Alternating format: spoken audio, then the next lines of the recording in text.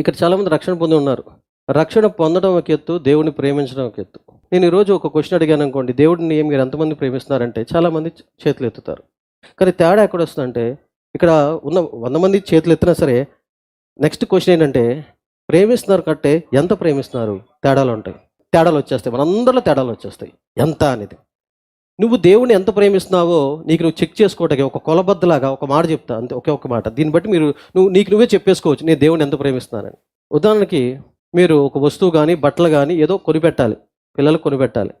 అయితే నీకు 2 పిల్లలు ఉన్నారు. నీ 2 పిల్లలకి ఎక్కువ కొనిస్తావా, లేకపోతే పక్కింటి వాళ్ళు 2 పిల్లలకి ఎక్కువ కొనిస్తావా? నీ పిల్లలకే కొనిస్తావు. ఎందుకు అంటే నాకు పుట్టారనుకో, ఇది కాదు. మెయిన్ ఏంటంటే ప్రేమ. అంటే నీ 2 పిల్లలు ఉన్నారు, నీ 2 పిల్లలకి ఎక్కువ కొనిస్తావు, పెడతావు. కానీ పక్కింటి వాళ్ళకి కొంచెం ఇస్తావు, అంతేవో. నీ సమయాన్ని కూడా ఎక్కువ శాతం నీ సమయాన్ని నీ పిల్లలకి ఇస్తావు, పక్కింటి వాళ్ళ పిల్లలకి. విను జాగ్రత్తగా. ఎందుకంటే వాళ్ళని ద్వేషిస్తున్నామని కాదు, ఎక్కువ ప్రేమ ఎవరి మీద ఉంది? నీ సొంత పిల్లల మీద ఉంది. అంటే ఎక్కడైతే ప్రేమ ఎక్కువ ఉంటుందో అక్కడ నువ్వు నీ సమయాన్ని ఇస్తావు. ఫస్ట్ నీ సమయాన్ని ఇస్తావు, తర్వాత నీ ధనాన్ని ఇస్తావు, తర్వాత వగేరా చాలా ఉండొచ్చు. అంటే ఏంటంటే నీ పిల్లల్ని వేరే వాళ్ళు కూడా ఎక్కువ ప్రేమిస్తున్నావు కాబట్టి, నువ్వు ఎవరినైతే ఎక్కువ ప్రేమిస్తున్నావో, నేను పిల్లల గురించి చెప్పాను అంతే, భార్య భర్త ఇంకోళ్ళు ఎవరైనా సరే, నువ్వు ఎవరినైతే ఎక్కువ ప్రేమిస్తున్నావో వాళ్ళకి ఫస్ట్ నీ ఎక్కువ సమయాన్ని ఇస్తావు, 2 ఎక్కువ మనసుని ఇస్తావు, 3 ఎక్కువ నీ ధనాన్ని ఇస్తావు. రైట్? అంటే ఈ 3 ప్రధానమైనది కాబట్టి చెప్తాను, ఇంకా మిగతా చాలా.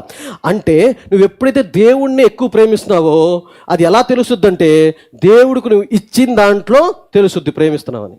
దేవుడికి నువ్వు ఇచ్చే దాంట్లో తెలుసుద్ది నీ ప్రేమ దేవుడి మీద ఎంత ఉంది అని. ఇందాక చెప్పా కదా, నువ్వు ఎవరైతే ఎక్కువ ప్రేమిస్తావో నీ సమయాన్ని ఇస్తావు, నీ ధనాన్ని ఇస్తావు, నీ మనసుని ఇస్తావు, నీ ఆలోచనలు ఇస్తావు, అంతా ఎందుకంటే ప్రేమిస్తున్నావు కాబట్టి. అదే వేరేవాడికి ఇవ్వవు, వేరేవాళ్ళు ద్వేషం అని కాదు, కానీ ఎక్కువ ప్రేమిస్తున్నావు కాబట్టి. అలాగే నువ్వు దేవుడిని ఎంత ప్రేమిస్తావు కాబట్టి ఎంతవరకు ప్రేమిస్తావు, ఏ రేంజ్లో ప్రేమిస్తావు అంటే అది ఎలా తెలుసుకోవచ్చు అంటే, నువ్వు దేవుడికి ఎంత ఇస్తున్నావు, ఏమి ఇస్తున్నావు, ఏం చేస్తున్నావు, దాన్ని బట్టి అర్థమైపోద్ది నీకు దేవుడి మీద ఎంత ప్రేమ ఉందో అని.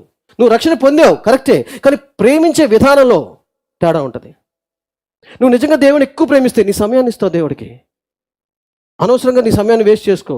2ది త్యాగం ఉంటుంది, దాంట్లో సమర్పిస్తావు. ఏదైనా సరే నేను రెడీ అండి, దేవుని కోసం ఇవ్వటానికి రెడీ, ప్రార్థన చేయడానికి రెడీ, నా సమయాన్ని ఇవ్వటానికి రెడీ, పరిచయం చేయడానికి రెడీ. ఎందుకంటే ఒకటేనండి, ఏం లేదండి, ఆయన అంటే నాకు ఇష్టం అండి, ఇంతే, ఇంకేం కాబట్టి. నాకు అభిషేకం ఉందండి, వరం ఉంది, ఈ మాట్లాడవలసి నువ్వు. ఒకటే, నాకు దేవుడు అంటే ఇష్టం అండి, ప్రేమ అండి. మీ జీవితంలో ఒకళ్ళన్నా ఇష్టపడే వాళ్ళు ఉన్నారా? మిమ్మల్ని కాదు, మీరు ఇష్టపడే వాళ్ళు ఉన్నారా? నువ్వు వాళ్ళకి ఏదో ఒకటి కొనిపెడతావు, చేస్తావు. ఎందుకు ఇస్తున్నావు, ఎందుకు కొనిపెడతావు, నాకు ఎందుకు ఇస్తున్నావు అంటే ఒకే సమాధానం చెప్తావు, వాళ్ళంటే నాకు ఇష్టం అండి. వాళ్ళతో ఎక్కువ టైం గడుపుతావు, ఎందుకు అని ప్రశ్న చేస్తే ఏం చెప్తావు? నాకు ఇష్టం అండి, వాళ్ళంటే నాకు ప్రేమ అండి, ఇంతే. అలాగే దేవుణ్ణి ఎంత ప్రేమిస్తున్నావో నీకు నువ్వే తెలుసుకో. నీ సమయాన్ని దేవుడికి ఎంత ఇస్తున్నావు, నీ ధనాన్ని ఎంత ఇస్తున్నావు, లేకపోతే నీ మనసుకి ఎంత ఇస్తున్నావు, నీ మనసులో చోటు ఎంత ఇస్తున్నావు, నీ ఆలోచనలో చోటు ఎంత ఇచ్చావో దాన్ని బట్టే నీకు అర్థమైపోద్ది నువ్వు దేవుడిని ఎంత ప్రేమిస్తున్నావు.